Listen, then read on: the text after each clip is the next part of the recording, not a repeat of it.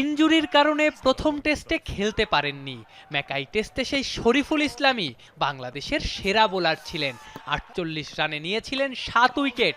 বাংলাদেশের যে কোনো পেসারের এটাই সেরা টেস্ট বোলিং ফিগার। এমনকি গত ১৪০ বছরে প্রথম কোনো বিদেশি বাহাতি পেসার হিসেবে অস্ট্রেলিয়ার মাটিতে ৭ উইকেট নিলেন শরীফুল। এমন পারফরম্যান্সের পর নিজ শহরের গরিব দুঃখীদের খাওয়ানোর পরিকল্পনাও করেছেন বাহাতি এই পেসার। শরীফুলের বেলায় এমন গল্প নতুন না। ম্যাচ সেরা হন কিংবা অন্য যে কোনো পুরস্কার সবসময় সেটা ব্যয় করেন নিজ এলাকার দুস্থ মানুষদের পেছনে। মাঠের পারফরমেন্সের মতো মাঠের বাইরেও বাংলাদেশের পেসম্যানের এমন প্রচেষ্টায় গর্বিত ছোটবেলার কোচ আলমগীর কবিরও।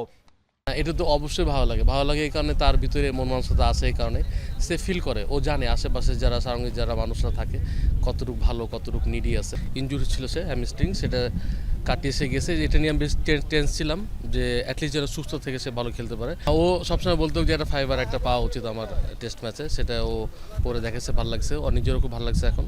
ছোটবেলায় শরীফুলের দিন কেটেছে অভাবে। অভাবের কষ্ট আসলে কি শরীফুল তা হারে হারে জানেন। একটা জুতো কিনতেও সংগ্রাম করতে হতো। সে সময় পঞ্চগড় এক্সপ্রেসকে ক্রিকেট সরঞ্জাম কিনে দিয়ে সাহায্য করতেন কোচ আলমগীর।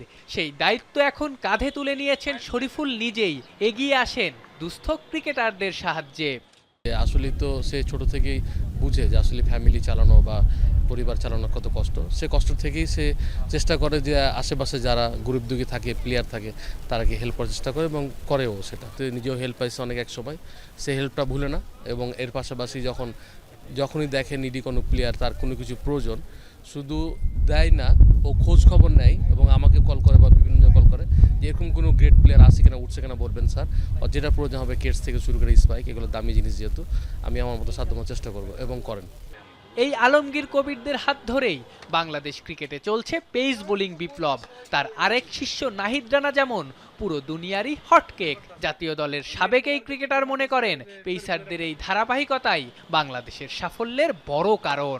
আমরা সবাই আশা করি যারা পেস বোলিং ইউনিট আমাদের আছে এরা ভালো কিছু করবেন। আফনান পিয়াল, যমুনা স্পোর্টস, ঢাকা।